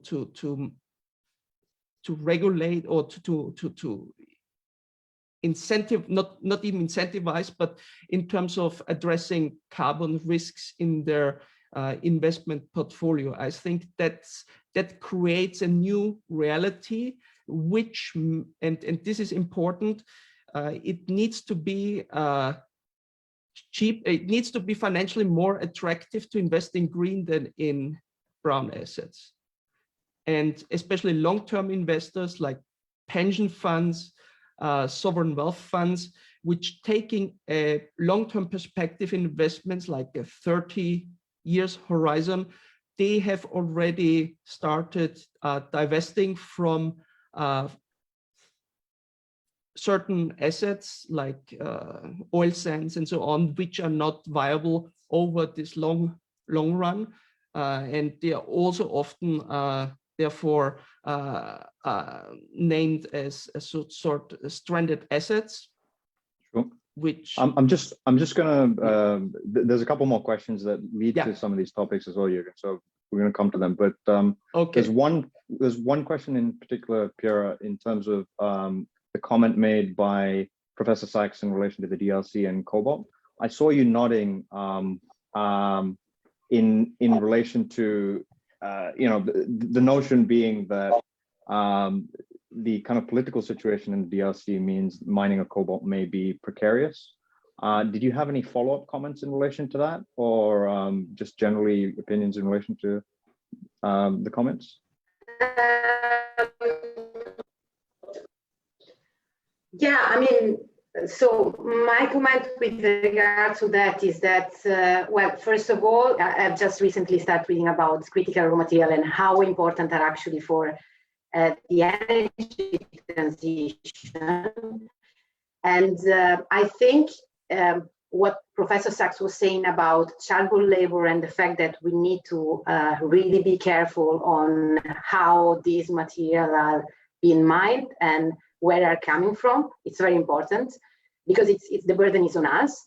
And another important point, I think it's on recycling, which is a very important topic, especially for the mining industry, because especially because it starts becoming clear that we are not going to have enough critical raw material for many of the technology that we will need. Recycling and advancing mining is going to help us to address these issues, especially in those countries, because there is a lot of opportunities for waste remediation and recycling of this material. And on waste, then maybe I can perhaps bridge on what you were discussing about financing these technologies and financing low carbon technology. I think that we need to see, especially in the field of negative emission technology, we need to see the removal as a waste, a public good. If we see it in this way, we're going to be more proactive and more willing to use, for instance, carbon taxes as a revenue recycling mechanism that then can finance those technology, because it's a waste remediation activity.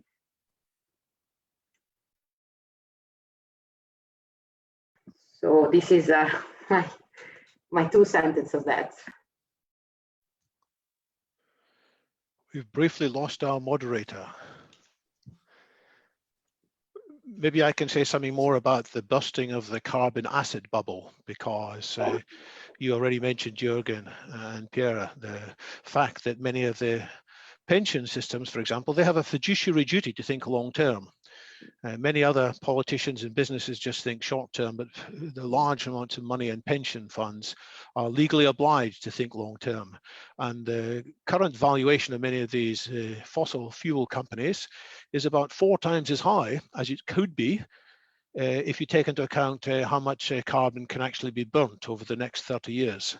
So they are sky-high valuations, assume that their declared resources can all be burnt. And if that happens, then we're on the trajectory to 5 or 6 degrees of warming. If we commit to just 2 degrees of warming, which is already beyond Paris, then these reserves, only a quarter of them roughly can be burnt. And once people realize this is going to be the case, there's going to be a steady flow of sensible long-term finance away from these companies, and there is going to be the busting of a bubble. It's going to be a major financial implication, in fact, and wise investors are going to anticipate that and start moving out ahead of times. So that is another scenario which will help to accelerate the application of money. It won't disappear. It should be put instead into these green funds. Apologies to the panel, I don't know what happened there, but it seems like fruitful grounds for discussion in my absence. Leading on to, I think, discussion points around financial markets that David was just commenting on. Zach Smith is asking, how can coordination problems integral to climate change be solved without a supranational enforcement mechanism? And I think this is a fair question in that, and I think it would be interesting to perhaps build a little bit on what David has commented on in terms of analogies between technological innovation and implementation coming out of the COVID crisis and the successes and failures of that.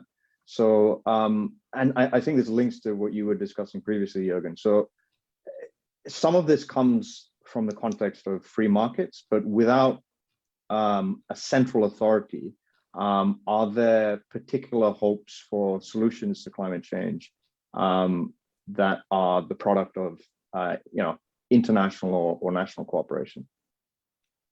Yeah, so it's very exciting to hear and to look at the prospects of the new technologies and also existing the intensification of the spread of existing technologies and their contribution to addressing the climate risks.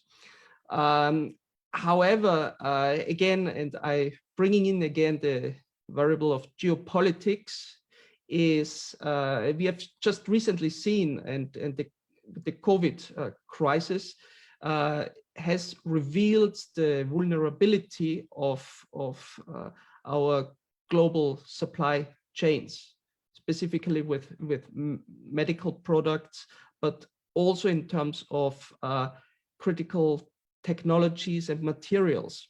Mm-hmm. And these critical materials are key to green technology. And so what I'm talking is when we talk about these global supply chains, the global supply chains of green technologies, for instance, when we look, for instance, on lithium-ion batteries, you have a number of steps involved in the production of these batteries, starting from the downstream, from the mining. Then you have to refine the components. Then you have manufacturing and assembly stages. And each of these stage, you have bottlenecks. You have different players which are creating risks. And during the last 20 years, we have seen the evolvement of global supply chains, meaning that countries which are most efficient in producing, of course, depending on the resource endowment where you can mine. So you will have mining sort of concentrated in countries where you can mine. Then you have, for instance, countries, because this the refining stage of these critical materials and earth, it's quite the polluting exercise. You use a lot of water.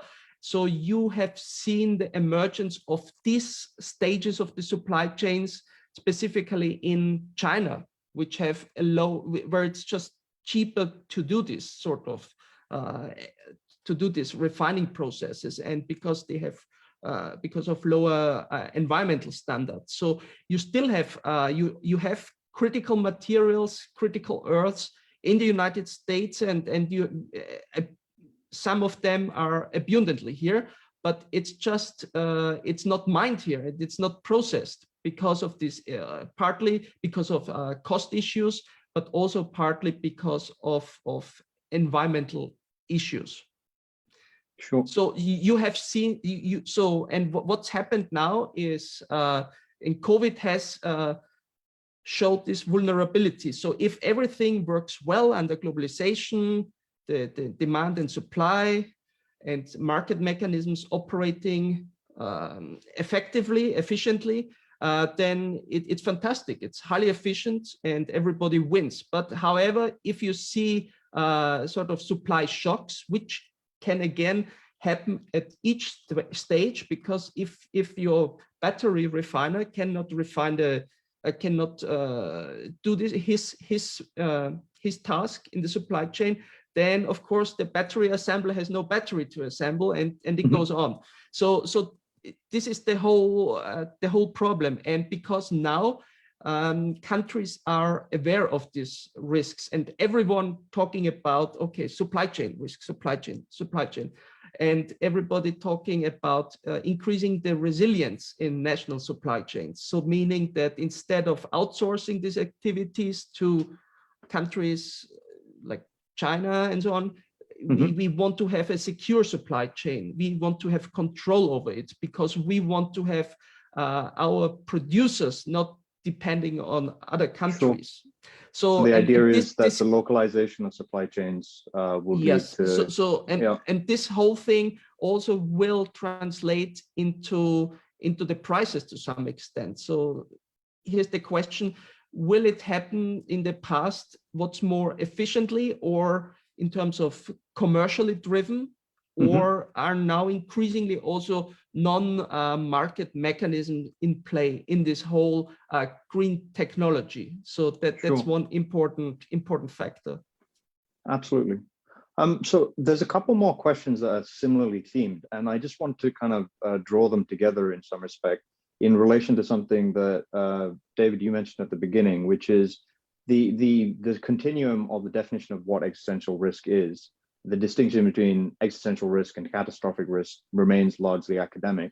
I'd like to draw that out a little bit, in that the Cambridge Institute for the Study of Existential Risk has a very interesting definition where they talk about existential risk in the context of systems failures. So the systems that we are used to using to maintain a certain standard of living, the severity with which those systems are disrupted leads us to a grading of what the nature of the risk is. So breaking that down a little bit, a lot of the kind of discussions have been around reducing emissions on a long-term trajectory. So this is drawing upon something that Ray Taylor has mentioned. Is there, perhaps not supernaturally or even nationally, but perhaps from a public consciousness perspective, is there benefit in kind of outlining what the worst case scenarios are within specific contexts of food shocks, migration risks, the threat of increased conflict, etc., on a shorter timeline, and what that looks like? And what's your kind of perspective on that? So I think it is important to highlight things that could realistically go badly wrong. The recent book by David Wallace Wells, if I remember his name, the New York Times author who's written a lot about many things in all aspects of life that could go very badly wrong later this century in terms of once our normal governance mechanisms break down, once they become too stretched, then suddenly we think many things we took for granted will no longer be there. And so health will generally get much worse. We wouldn't be able to distribute vaccines in the same way as we're doing now if the global institutions had stopped functioning.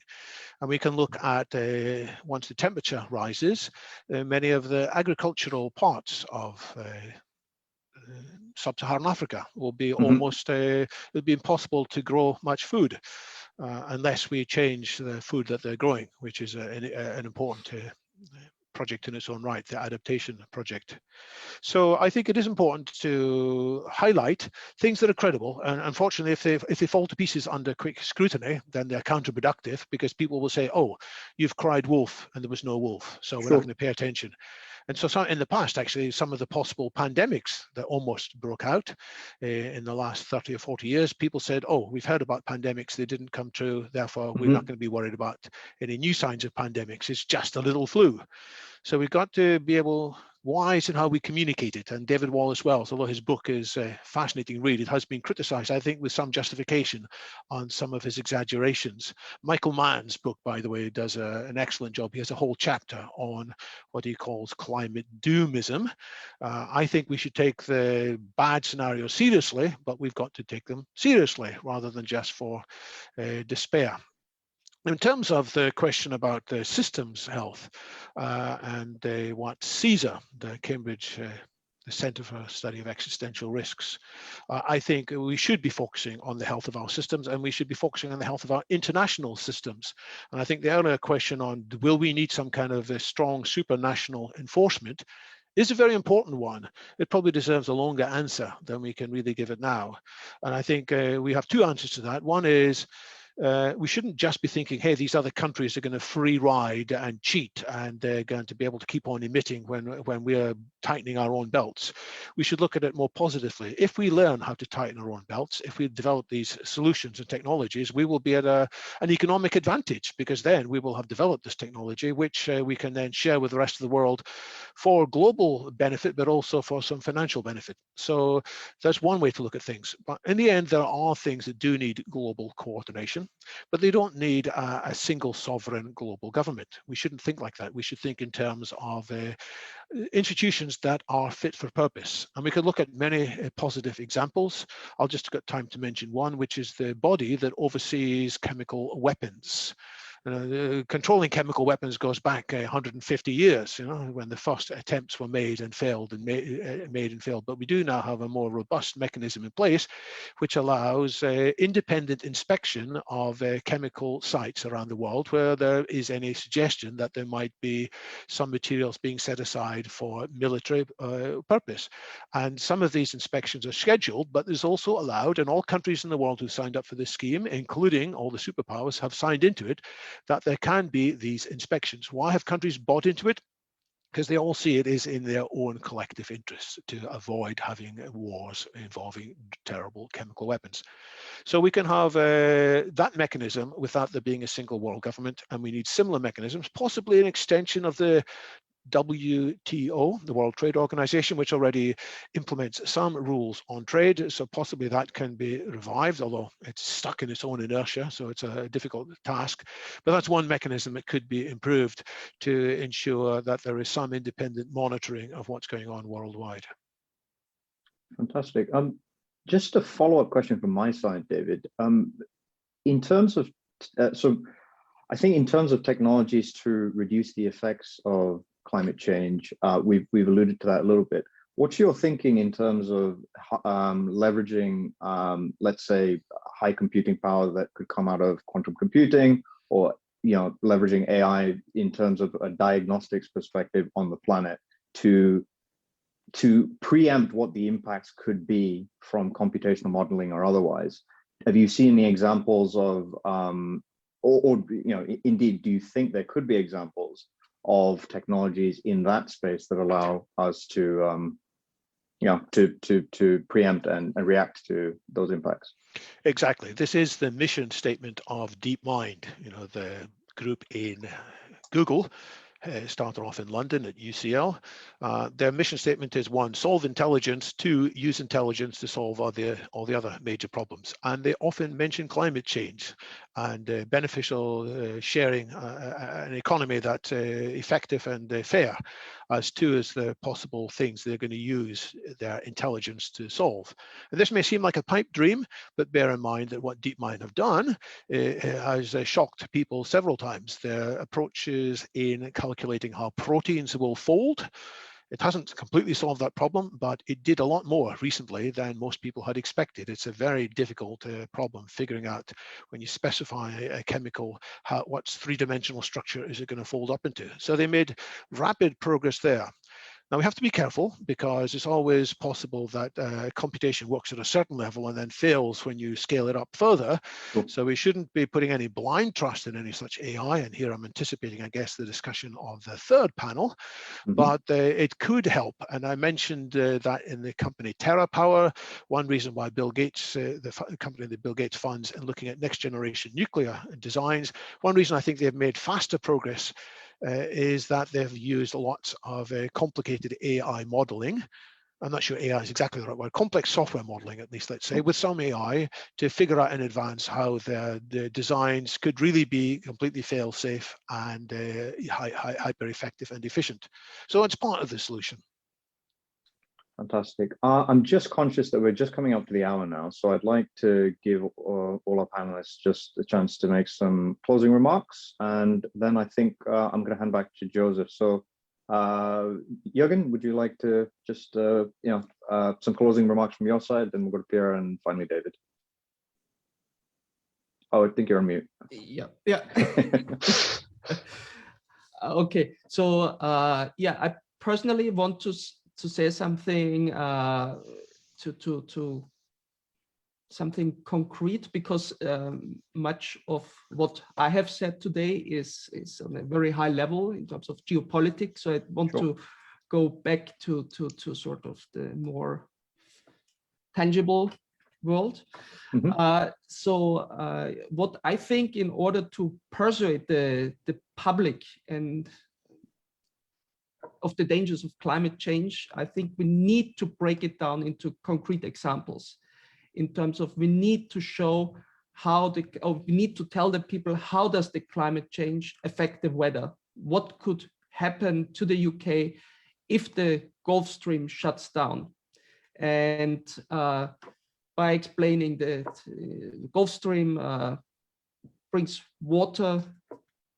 warm water to the north, and it sort of regulates the climate in Europe to a moderate degree. And without that, it would be very cold in London. And furthermore, with climate change affecting also other ecosystems, we could see a rising water level. So to see by 2050, for instance, we could see embankment, or we would not be able to send our kids to King's College because it's underwater. And LSE is much higher. So sorry, I had to say this as a LSE alumni. But yeah, so I think with concrete examples and bring it closer to the people, I think that's also something important which we should not lose oversight. Sure. Can I just say to any colleagues of ours from King's, we're trying to engage in a discussion to prevent the effects of climate change, so that neither LSE nor King's ends up underwater. But point taken, Jürgen. Pierre, over to you. Yeah, well, I mean, I'd like just to maybe to finish with a positive message. I think there is a big challenge ahead, but there are also a lot of interesting opportunities for doing things more fairly and in an equitable way. I see the value on informing the public and to engage with the local communities, but I see the value more at the present rather than the future. And the reason why I'm saying that is because I think that by default, we are short-sighted, and all economic models and all the tools that we're using are telling us that we just not make rational decisions, and we tend to discount future, and we give much more value at the present. And therefore, we should focus on using all of the information that we have now, social media, all the access to the reality that we have to inform the public of what is happening right now, which is already quite severe. Mm-hmm. And perhaps also help understand the people that if we act now, then the losses and the consequences are going to be lower than just, move all of us to Mars by 2050. Absolutely. So that's. Thank you, Vera. And last, but certainly not least, David, over to you to round us up. So what we've heard today is that there are very significant problems facing us, but there are a whole host of parts of solutions. If we truly focus ourselves globally on these solutions, we will be able to head off the risk of climate change, and we'll be able to manage the evolution of humanity into a new age, which will be an age effectively of abundance. But to get there, we have to change climate change from being an occasional top priority of politicians to being an ongoing top priority, something that is regularly focused. A little bit like, the COVID has been the top priority for the last year, and every few days the politicians have been making public statements about it. We need a sort of similar increase in political sentiment, and that will come in part from people painting a vivid picture of how we can change and a vivid picture of what could go wrong. And so I just look at one example very briefly in the last minute or two, one example where a collision course was averted. If I go back to the 1980s, when Ronald Reagan was president of America and Mikhail Gorbachev was president of the Soviet Union, these two both came from a long heritage of fearing and being highly competitive with the other side. Ronald Reagan spoke about an evil empire. Gorbachev inherited 64 years of viewing capitalism as a mortal foe.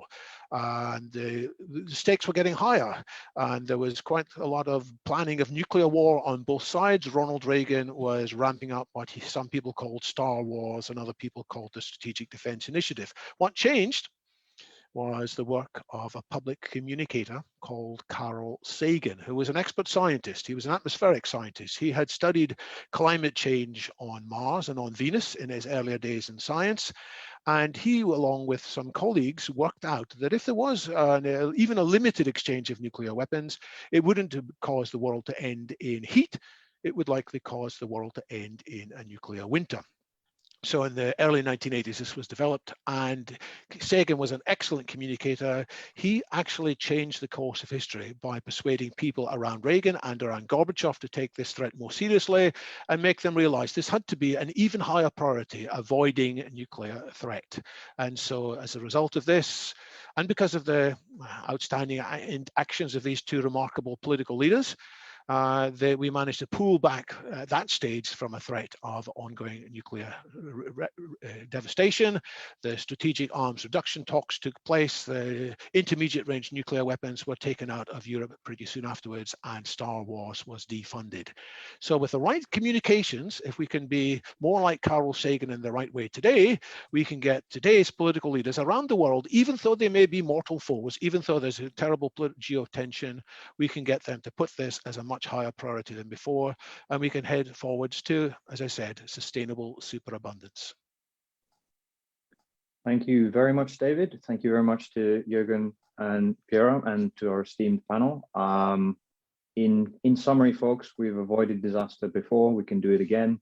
And over to you, Joseph. Thank you very much. Thanks, Ken. Actually, thank you to all the panelists for what was a thoroughly interesting discussion and actually a surprisingly hopeful discussion on this topic of that greatest threat to our entire species. Next up, everyone, at 1 o'clock, we'll be looking at the future pandemics in light of COVID-19. This is perhaps the threat that is most prevalent in the public consciousness at the moment. But we'll be inviting 3 speakers, that is Baroness Dido Harding, Head of Track and Trace, Professor Sir Neil Ferguson, who wrote that infamous report that led to the first lockdown in the UK, and as well as Professor Andrew Pollard, who led the research effort on the Oxford AstraZeneca vaccine trials. And we'll be asking them what lessons must be learned from this pandemic to apply not just to global health in future, but how we can prepare ourselves for potentially a man-made pandemic. So thank you all very much. I'll see you then. That's at 1 o'clock.